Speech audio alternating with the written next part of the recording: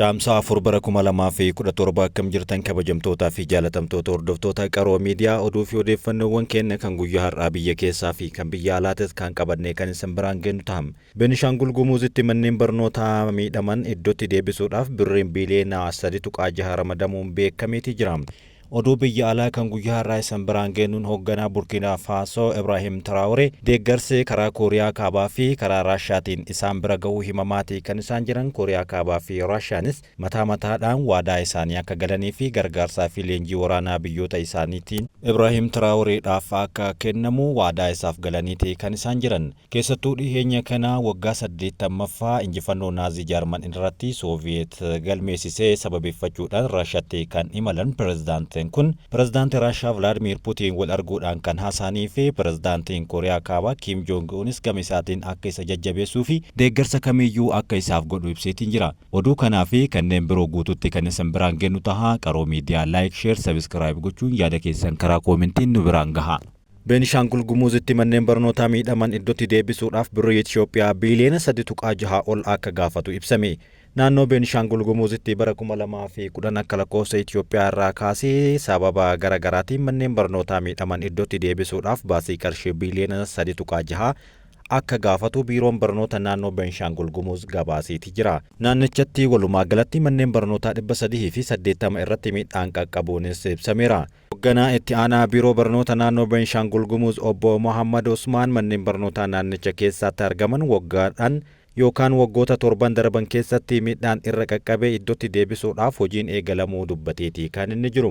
Waggoota 7 darbe keessatti miidhaan cimaan manneen barnootaa kana keessatti akka gahe yoo dubbatan manneen barnootaa 400tti siqan barbadaahuu fi miidhaan cinaadhaan irra gahuu kan himanii fi yeroo ammaa kanatti ammoo kana deebisanii suphuu fi gara hojii idilee isaatti deebisuudhaaf birriin Itoophiyaa biiliyoona 3 akka isa gaafatu himamaatii jira. Akka hoogganaan kun jedhanitti manneen barnootaa 140 gartokkee 240 guutumaan guututti miidhaman walumaa galatti manneen barnootaa 380 naannichatti miidhaan cimaan irra qaqqabeera. Sababoota miidhaan manneen barnootaa kana irratti qaqqabe ammoo ifatti ibsuu baatanis naannichatti waggoota darban walitti fufiinsaan walitti bu'iinsi keessumaa kan ture yommuu ta'u walitti bu'iinsi walwaliinis naannawa san keessatti akka mudachaa ture ifa godhaniiru. Miidhaan manneen barnootaa kanaa barattoonni 100,000 fi 12,000 ol barnoota irraa akka hafaniif sababa ta'uu kan himan yommuu ta'u akka furmaataatti hanga manneen barnootaan kun suphamanii gara hojii isaaniitti deebi'anii fi daasii fi dunkaana garaagaraa iddoolee gaaddisa qabu jalatti hojjetanii barattoonni akka achitti barumsa isaanii argatan godhuuf karoorfachuu isaanii dubbataniiti kan isaan jiran. Akkuma waliigalaatti kufaatii barataa xiqqeessuudhaaf hawaasaa fi abbootii qabeenyaa hirmaachisuudhaan manneen barnootaa sababa garaagaraatiin miidhaman iddootti deebisuudhaaf hojjetamaa jiraachuu ibsanii qisaasa'uu barnootaa xiqqeessuufis qooda fudhattoota wajjin yeroo ammaa kana hojjechaa akka jiran gabaasaniiti kan isaan jiran. Namoonni 59 bidiruu godaantotaa feetee Liibiyaa irraa gara Xaaliyaanii imalaa turan lubbuu isaaniitiin baraaramuun himame. Dhaabbanni tola ooltummaa Jaarmanii lubbuu baraaru tokko bidiruu xiqqoo godaantota Liibiyaa irraa gara Xaaliyaanii fe'amanii deemaa turan keessaa namoonni 59 baraaramuu beeksiseera. Dhaabbatichi akka jedhetti namoota bidiruu san irra turan wayitaa baraarutti dursee daa'imman 2 dabalatee namoota 3 bidiruu irraa osoo jiranii lubbuun isaanii darbuu dubbateera. Dhaabbanni tola ooltummaa kun godaantota kana baraaruu kan danda'e akka ibsatti erga bidiruun pilaastikii kun naannoo odola Xaaliyaanii Lampeeduusaatti erga yabalaa jirtu argeen booda qorannoo qilleensa irraa geggeeffameen ta'uu addeesseera. Dhaabbanni tola ooltummaa kun akka jedhetti ijoolleen lamaan balaa kanaan lubbuun isaanii darban umriin isaanii waggaa 3 fi 4 kan ta'an yommuu ta'u dheebuun sababa du'a daa'imman kanaatiif akka hin taane kan ibse yommuu ta'u reeffa namoota du'anii akka argates gabaaseeti kan isaan jiran. Namoota du'an keessaa tokko baqataa garuu galaana keessatti bishaaniin liqimfamuu kan himamee fi gabaasni kun akka ibsutti bidiruun roobii darbee lixa Liibiyaa irraa kaatee akka turtee fi yeroo sana booda ammoo godaantota galaana keessaa qabattee guyyoota hedduu fi yabalaa kan turtee fi kallattii irraa gortee dhabde jechuunis dubbataniiti kan isaan jiran. Gabaasni Reuters akka agarsiisutti godaantonni bidiruu kana irraa lubbuudhaan hafan gara odola Lampeeduusaatti geeffamaniiti kan isaan jiran. Odolli Lampeeduusaa yeroo garaagaraatti godaantonni Liibiyaa irraa gara Xaaliyaaniitti yommuu qaxxaamuran iddoo isaan qupannaadhaaf itti fayyadaman ta'us gabaasa kana keessatti eereeti kan inni jiru. Godaantonni hedduun gara biyyoota Awurooppaatti karaa Liibiyaatiin qaxxaamuruudhaan biyyoota akka Xaaliyaanii fi Giriik keessa qaxxaamuruun gara Jaarmaniitti yeroo bahan keessumaa galaana xumuranii yeroo jedhan iddoowwan kanneen akka Laampeduusaa kanatti yeroo isaan qubatanii fi iddoo biraatti tarkaanfachuudhaaf haala itti mijeeffatan tahuu odolattii kana haala kanaan ibseetii kan inni jiru. Biiroon Barnoota Oromiyaatti barattoonni miiliyoona 1,300 ol qormaata kutaa 6ffaa fi kutaa 8ffaa akka fudhatu ibse. Naannoo Oromiyaatti bara kana barattoonni miiliyoona 1,300 fi 61 ol qormaata naannoo kutaa 6ffaa fi kutaa 8ffaa ta'an fudhachuudhaaf biiroon barnootichaa yoo beeksisu haaluma kanaan qormaata naannoo xumuraa barattoota kutaa 6ffaa 700 fi 69,176 manneen barnootaa 12,449 keessatti barataa jiraniif kan ta'u yommuu ta'u hoogganaan itti aanaan biiroo barnoota Oromiyaa Dr. Galaanaa Walde Mikaa'el ibsaniiru. Akkasumas qormaata naannoo xumuraa sadarkaa giddugaleessaa kutaa 8ffaadhaan barattoota 500,000 fi 92,224 manneen barnootaa 9,000 fi 783 keessatti barataa jiran qoruudhaaf qophiin xumuramaa jiraachuu dubbatan. Walumaa galatti barattoonni miiliyoona 1,300 fi 61,400 buufataalee qormaataa 1,305 keessatti qormaatichi kan fudhatan yommuu ta'u, qormaanni naannoo kutaa 6ffaa caamsaa 26 hanga 27 kan kennamu yommuu ta'u, kan kutaa 8ffaa immoo waxabajjii 3 hanga 5tti kan kennamu ta'uu eermeera. Haaluma kanaan manneen barnootaa barsiisonnii fi maatiin barattootaa deeggarsa barattoota isaaniitiif taasisan cimsanii akka itti fufan jechuun dubbatameeti kan inni jiru. Qormaanni kutaa 6ffaa keessaa dhiheenya kana kan jalqabe yommuu ta'u, erga jalqabee reefuu waggoota 2 kan lakkoofsisaa jiruuf kutaa 6ffaattis ministeerii qoramanii akka darban seeratu baheetii kan hordofamaa jiru. Yeroo garagaraatti kutaa 8ffaatti namni ministeerii kufee gara kutaa itti aanutti kan hin dabarreef irra deebiidhaan kan qoramu yommuu ta'u, kutaa 6ffaatti haaluma wal fakkaatuun kun jalqabameetii kan inni jiru. Dhaabbanni Fayyaa Addunyaa waggaa tokko keessatti namoonni miiliyoona 1.2 balaa tiraafikaa daandiitiin du'u jechuun hime. Dhaabbanni Fayyaa Addunyaa akka gabaasetti waggaa tokko qofa keessatti namoonni miiliyoona 1.2 kan ta'an balaa tiraafikaa daandii gubbatti mudatuun kan du'an yommuu ta'u, gabaasa isaa kana keessatti akka eeretti yoo xiqqaate biyyoonni addunyaa kana keessa jiran lakkoofsa isaanii yookaan lakkoofsa uummata isaanii miiliyoona 1.2 qaban akkasumas sanii gadi qabanis hedduudha jechuun gabaaseera. Akka gabaasa kanaatti namoonni waggaa waggaadhaan balaa tiraafikaa daandii irraa qofaan du'an kan biyya tokko yookaan kan biyya lamaatii ol akka ta'us dubbatama. Dhaabbatichi akka jedhetti du'a tiraafikaa daandii irratti raawwatamu hunda keessaa harki 3 namoota miilaan deemanii fi biskileetii oofan akka ta'e dubbateera. Torbaan nageenya daandii addunyaa 8ffaan mata duree namoota miilaan deemanii fi biskileetii oofan nageenya isaanii taasisuudhaan balaa tiraafikaa daandii hir'isuu jechuutiin geggeeffamaa kan inni jiru.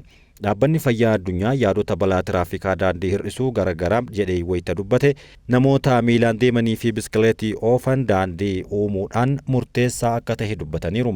Kana jechuun balaa tiraafikaa kun akka hir'atuu fi namoonni biskileetii oofanii fi miila isaaniitiin deeman daandii qofaa isaatti isaaniif hundeeffame irraa akka imalanis gorseetii jira. Balaa kana hir'isuudhaaf muuxannoowwan gaggaarii irratti hundaa'uudhaan seerota saffisa konkolaachistoota daangessuu kan gamaggamuu fi hojiirra oolchuunis barbaachisaadha jedhan. Qaxxaamurri miilaan daandii irratti karaa daarii yookaan namoota miilaan deemanii fi biskileetii oofan daandii mijataa uumuun balaa hir'isuun akka danda'amus himaniiti kan isaan jiran. Ulaagaalee nageenya daandii hojiirra oolchuu fi sochii sirrii ta'e namoota miilaan deemanii fi konkolaachiftootaaf dursa kennan sirrii ta'uu ifa godhaniiru. Nageenya tiraafikaa daandii irratti namoota miilaan deemanii fi konkolaachiftootaaf barnoota hubannoo walitti fufiinsa qabu kennuudhaan jijjiirama amala fiduuf hojjechaa akka jiran dubbatan. Poolisiin Jibuutii godaantota waraqaa eenyummaa hin qabne biyyattiidhaa baasuu jalqabu beeksise. Poolisiin Jibuutii tibba kana ibsa mata duree isaa godaantota seeraan alaatti ittisuu kan jedhu yemmuu baasee ture ni yaadatama. Godaantota waraqaa ragaa hin qabne bal'inaan lakkoofsa hedduu kan ta'an eeggandaa fi kaleessa biyya isaanii keessaa qabaa jiraachuu gabaasaniiti kan isaan jiran.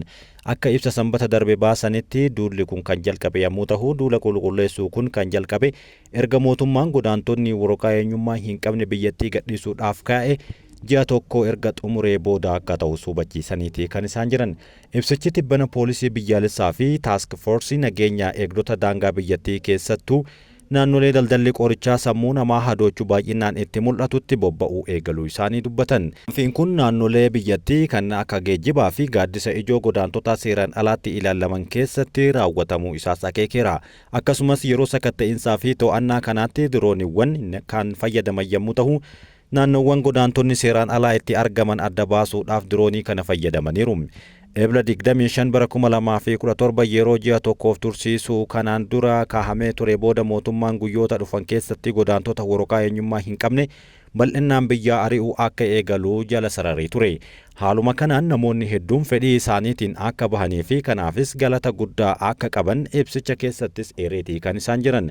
Warroota fedhii isaaniitiin biyya isaanii gadhiisanii bahan yoo galateeffatan, warroota kaan humnaan qabanii gara kaampiitti galchuudhaan tokko isaanii gara biyya isaaniitti akka deebisanis ibseetii jira. Godaantonni waraqaa ragaa hin qabne sakatta'insa tibbana eegalame kanaan qabaman tilmaamaan yeroo ammaa kana 100 ta'an mana hidhaa Neegad jedhamutti ukkaanfamanii sakatta'insa sanada irraa akka jiran kan ibse poolisiin biyyattii mirkaneessi barbaachisaan erga xumuramee booda gara daangaatti kan baasanii fi geejjibsiifamanii gara biyya irraa dhufaniitti akka deebi'anis murteesseeti kan inni jiru. Akkasumas namoota hojii baqachuu marsaa jalqabaatiin qabaman mana hidhaa Neegaditti nyaata barbaachisaa, bishaanii fi tajaajilli yaalaa kennamaa akka ture kan beeksise yommuu ta'u, gurrii fi akeekkachiisni kanaan dura godaantonni seeraan alaa akka biyyaa bahaniif kenname xumuramuu hordofuun poolisiin biyyattii jiraattonni waraqaa ragaa hin qabne fedhii isaaniitiin akka biyya gadhiisanii bahan waamicha dhiheessee ture. Dulli sakatta'insaa fi qabiinsaa amma eegalame hanga rakkoo godaantota seeraan alaa biyyattii keessa jiran furmaata argatuutti akka itti fufuu ibsichi kun dubbateeti kan inni jiru. Sakatta'insa tibbana eegale jedhame kanaan lammiileen Itoophiyaa meeqa akka hidhaman beekuun akka hin danda'amne kan gabaase Tikvaa Itoophiyaati. Haa ta'u garuu lammiileen biyyoota garaagaraa irraa yeroo ammaa kana Jibuutitti argaman caalaa lammiileen Itoophiyaa akka baay'atan yookaan baay'inni lammiilee Itoophiyaa akka hedduu ta'e kan ibsamuu fi keessumaa lammiileen daangaa sanaan qaxxaamuranii gara galaanaatiin biyyaa bahuuf yaalanii fi kanneen biyya san keessa jiraachuudhaaf achitti baqatanis kanneen kumaatamaan lakkaa'amanidha. Lammiileen Itoophiyaa yeroo garaagaraatti daangaa biyyoota garaagaraatti rakkoo hamaa keessa kan seenanii fi tibbana ammoo daangaa Somaalilaandii fi daangaa Jibuutii akkasumas Somaaliyaa keessatti rakkoo wal fakkaatuudhaan saaxilamuun yeroo isaan dirqamaan biyya isaaniitii bahanii fi warroonni achi keessa jiraatanis qabeenyi isaanii yeroo jalaa saamamuu mul'ata ture jira. Pirezidaantiin Raashiyaa waraana Burkiinaa Faasoo leenjisuudhaaf waadaa seenan. Ayyaana guyyaa injifannoo Raashiyaa kabajuudhaaf Mooskootti kan argaman pirezidaantii Burkiinaa Faasoo Ibraahim Tiraawuree loltoota Burkiinaa Faasoo 500 leenjisuudhaaf gaafii dhiheessan fudhataniiru jechuun dubbatamaa jira. Kunis bu'uuruma waliigaltee biyyoonni lamaan bara 2023tti waraana, daldalaa fi investimentii irratti waliin hojjechuudhaaf waliigalteef mallatteessaniin kan kaahamedha. Leenjii yeroo ammaa kana keessatti Raashiyaan itti fayyadama meeshaalee teeknikaa fi teeknoolojii saayinsiidhaan deeggaraman waldhabdee furuu fi ittisa irratti leenjii kan kennituu fi Burkiinaa Faasoo keessatti gidduu seentummaa warra dhihaa taasifamu kamiifuu deeggarsa gochuudhaaf qophii tahuu ibsaniira jechuun Faasoo 7 TV'n gabaaseeti kan inni jiru. Oduma wal fakkaatuun Kim Jong Un hoogganaa dargaggeessa Burkiinaa Faasoo kanaaf tumsa cimaa nan kenna jechuun waadaa gale. Pirezidaantiin Kooriyaa Kaabaa Kim Jong Un Burkiinaa Faasoo irratti namni biyya kamiiyyuu yoo quba irratti kan ol kaase tahe Ibraahim Tiraaworeedhaaf anatu deeggarsa kenna jechuun waadaa galeetiin jira. Abbaa misaa'ilaa addunyaa fi yeroo garaagaraatti akka barbaadetti misaa'ilota bifa kan yaaluu fi galaanaa fi dachee irrattis misaa'ila kan dhukaasaa tureef yeroo garaagaraatti addunyaa irraa qofaa isaatti bahuudhaan biyya isaanii waraanaan cimsaa kan jiran Kim Jong Un yeroo ammaa kana Afrikaatti tarkaanfachuudhaan pirezidaantii haaraa Burkiinaa Faasoo fi dargaggeessaa kan ta'e Ibraahim Tiraaworee cinaa dhaabbachuu isaa ifa godheetii kan inni jiru. Dhaloonni kiyya yeroo hunda akkamitti ardii Afrikaa qabeenya kana hundaan hiyyeessa taate jedhee gaafatame. Har'as gabrummaa nurratti fe'uuf carraaqqiin godhamaa jira. Biyyattiin humnoota dhihaa irratti hirkattummaa aadaa isii irraa fageessuudhaaf hooggansa murteessaa isiitiin gaggeessaa akka jiru jechuudhaan dhiheenya kana dubbii inni dubbateen leellifamaa jira. Ibraahim Tiraaworee sochii biyyoota dhihaa dantaa mataa isaanii karaa liqaa irratti fe'uudhaaf fudhatan jechuun kan balaaleffatu yommuu ta'u, Kim Jong Un itti dabaluunis akkas jechuun dubbatee jira. Warri dhihaa yeroo mara ana akka abbaa irreetti biyya keenyas akka duubatti haftuutti nu fakkeessuuf yaaluun akka nuyi hin bilisoomneef garuu ofii keenyaaf dhaabbannee Kooriyaa Kaabaa har'a sodaatan tana ijaarree jirra jechuun dubbatee jira. Burkiinaa Faasoonis imala ishee eegalte Kooriyaa Kaabaa hidhannoo niwukilaraa akka qabaattuuf deeggarsa barbaachisu akka gootu ibsanii kan jiran yommuu ta'u, gabaasa marsariitii Afrookaaniyaa jedhamu baase keessatti xiyyeeffannoon Afrikaanota irratti kan fuulleffatedha jechuun dubbatama. Hoogganaan Burkiinaa Faasoo Ibraahim Traoree fonqolcha mootummaatiin erga biyya isaanii aangoo qabatanii booda yoo xiqqaate yeroo afuriif fonqolchi mootummaa isarratti yaalamee jira. Haa ta'u garuu kun osoo hin milkaa'in yoo hafuu fi guutumaa guututti loltoota Faransaayii fi imbaasiiwwan Faransaay kan biyya keessatti argaman cufuun loltoota biyya isaanii keessaa baasuudhaan tarkaanfii cimaa fudhatee jira. Fonqolcha mootummaa isarratti raawwatamuudhaaf yaale kana duuba kallattiidhaan kan jirtu Faransaayii fi Ameerikaa akka taate kan himan yommuu ta'u, inumaayyuu Jeneraalli Gurraachi hiddi dhaloota isaa Afrikaa tahee yeroo garagaraatti kan quba isarratti qabuu fi seeneetii Ameerikaatiif namni kun qabeenya dhuunfaan fayyadamaa jira jechuun kan isa himataa ture ta'uun viidiyooleen garagaraa marsariitii garagaraa irratti bahaa turan torban darbe kana keessa agarsiisaa turaniiru. Haa ta'u garuu hoogganaan Burkiinaa Faasoo Ibraahim Traoree quba isatti qabamu dhiisuudhaan qabeenya biyyattiin akka fayyadamtu jechuun warqee duraan gara biyya alaatti ergamu biyyuma keessatti akka oomishamuu fi warshaa biyya keessatti ijaaruudhaan akka biyyaa hin baane gochuudhaan erga xumuramee booda biyyoota garagaraatti erguudhaan gurguranii qabeenya biyyaa tolchaatii kan isaan jiran. Kana qofa osoo hin taane biyyattii keessatti seera haaraa baasuudhaan namoonni akka barbaadanitti bahanii akka barbaadanitti akka galan kan gochaa jiruu fi mootummoota Afrikaa irraa faallaa ta'uudhaan yeroo ammaa kana qofaa isaatii kan inni argamu. Kana jechuun mootummoota Afrikaa kanneen warra lixaatiif jilbeeffatan irraa adda bahuudhaan waliigaltee biyya isaanii duraan warroota lixaa waliin qabdu guutummaan guututti adda kutuudhaan biyyoota akka baha fagoo kanneen Raashaa fi Kooriyaa Kaabaa waliin michummaa isaa ijaarataatii kan inni jiru. Kana malees dhiibbaan Chaayinaan Afrikaa keessatti qabdus nama kana irratti dhiibbaa guddaa uuma jechuun warroonni lixaa sodaa isaanii kan qaban yeroo garagaraatti agarsiisaatii kan isaan jiran. Haa ta'u malee nama kana gara biyya isaaniitti deebisuudhaaf yookaan immoo lubbuu isaa balleessuudhaaf yaaliin isaan hin taasifne tokkollee hin jiru. Guyyaadhaa guyyatti yaalii ajjechaa irratti raawwachuudhaaf kan yaalan garuu osoo isaaniif hin milkaa'in hafaatii kan isaan jiru. Gocha obboleessa irratti kaasuu irratti warroonni lixaa yeroo garagaraatti muuxannoo cimaa kan qaban yommuu ta'u, hoogganaa Burkiinaa Faasoo durii kan ta'e Toomaas Saankaaraas hiriyyaa isaa dhihootiin akka ajjeefamu kan taasisanis warrootuma lixaa kanam. Hooggantoota biroo ciccimoo kanneen akka Mohammad Gaadaafi kallattiidhaan itti seenuun biyya isaanii keessatti duula irratti godhameen ajjeesuu isaanis kan mirkaneessan warrootuma lixaa kanam. Dhiibbaa warroonni lixaa Afrikaa irratti godhan kana sodaachuudhaan dargaggoonni kumaatamaan lakkaa'aman Burkiinaa Faasoo keessatti bahuudhaan deeggarsa Ibraahim Traaoreetiif kennuu isaanii jalqabaniiru. Dargaggootaan cinattis biyya isaanii keessatti lammiileen kumaatamaan lakkaa'aman bahanii Ibraahim Traoree cinaa dhaabbachuu fi deeggarsa isaanii kennuu mirkaneessaatii kan isaan jiran. Kabajamtootaa fi jaalatamtoota hordoftoota Qaroo Miidiyaa, oduu fi odeeffannoowwan keenya kan guyyaa har'aatiif isiniif qabannee asuma irratti xumurree jirran waliin waan turtaniif galatooma.